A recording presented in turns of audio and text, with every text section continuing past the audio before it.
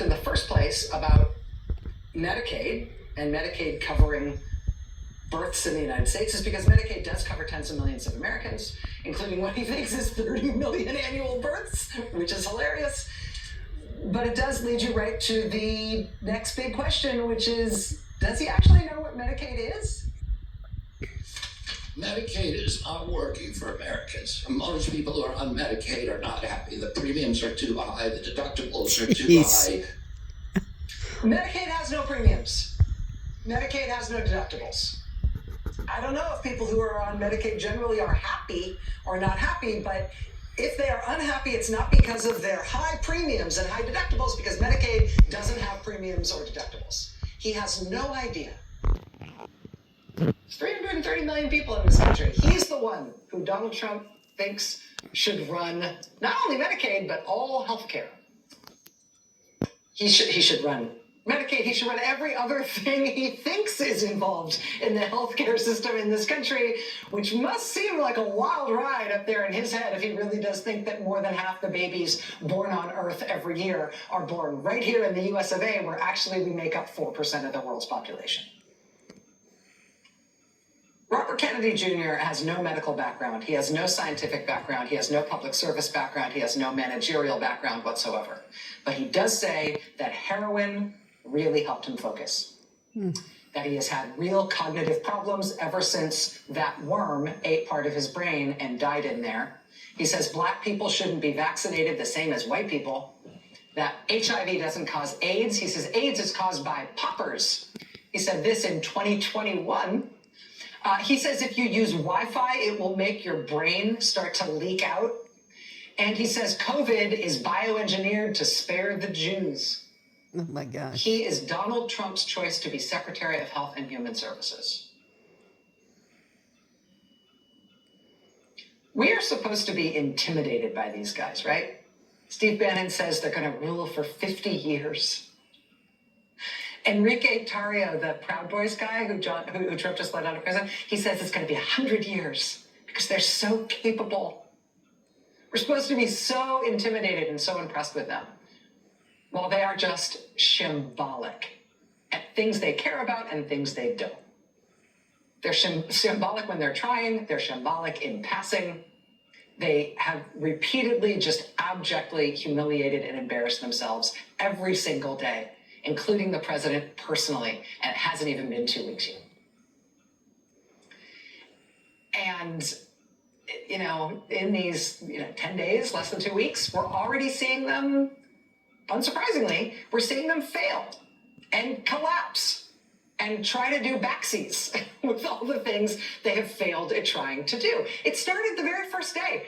You remember, day one, they announced a hiring freeze, full freeze, no exceptions at the VA, at Veterans Affairs. So doctors, nurses, counselors, all hired to work at the VA, people who want to work with our veterans in the VA health system, their job offers were withdrawn. We don't want you. Day one, there was a hue and cry and a huge pushback. Are you kidding? And then, whoops, climb down.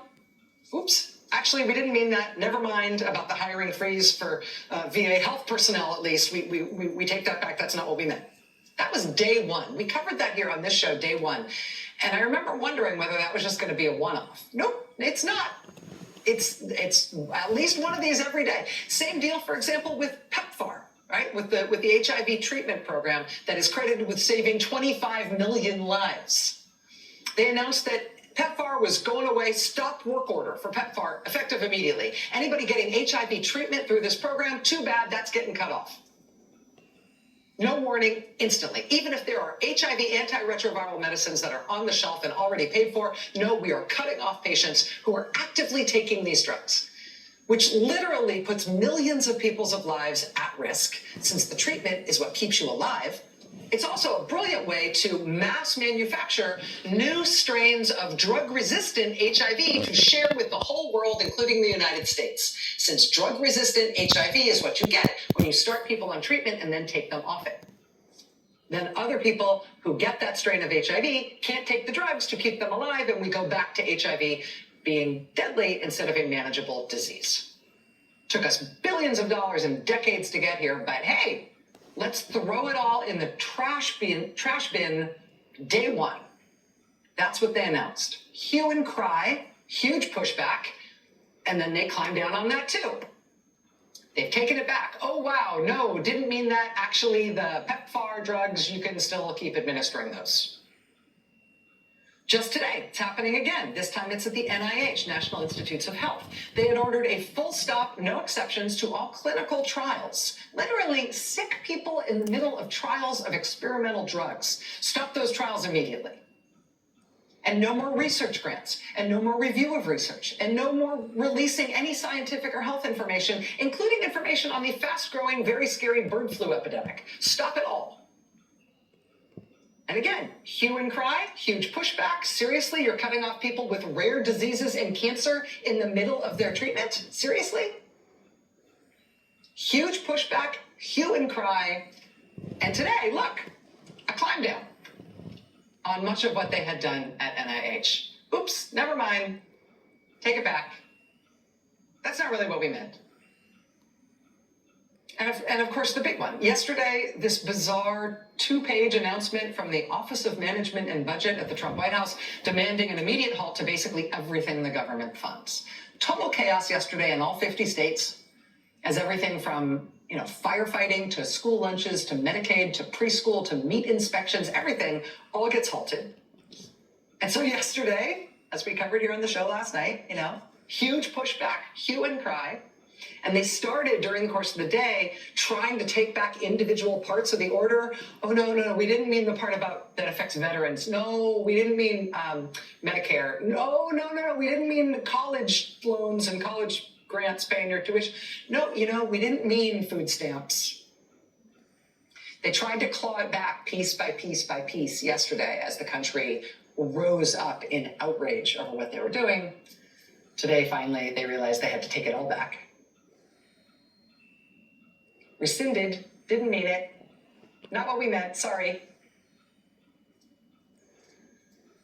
Democrats seem to be fairly invigorated by the fact that all this pushback is working. Here's Hakeem Jeffries, the Democratic leader today, quote, "Round one goes to Team America. We remain in the ring until far-right extremism has been completely and totally knocked out." Progressive firebrand Democratic Congresswoman Alexandria Ocasio-Cortez said the same thing, but shorter. She just posted this, FAFO, as in F around and find out. Chuck Schumer, Democratic leader in the Senate, said the climb down from the Trump administration, quote, "would not have happened except for the outcry throughout America." Top Senate Democrat on appropriations, Patty Murray, said the climb down from the Trump administration was a, quote, "victory for the American people that we only got because people all over the country fought for it."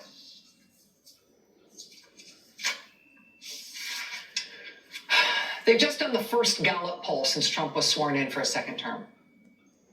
The first Gallup poll since Trump was sworn in for a second term shows that he is the first U.S. president in more than 70 years of Gallup polling with more Americans against him than for him this soon after he was sworn in. No president has ever in the history of Gallup polling started off this poorly. No president has ever started off with more of the country being against him right out of the gate than this guy. So if you don't like what the Trump administration has been doing, if you have been unimpressed, angered, afraid by what he's doing, not only are you not alone, you're really not alone. The pushback is not only working to turn around what they are trying to do every single day. It also means that Democrats and other leaders who choose to lead this pushback, they have the country with them in doing so. I told you it's on. It's on. We have so much to get to tonight. Stay with us.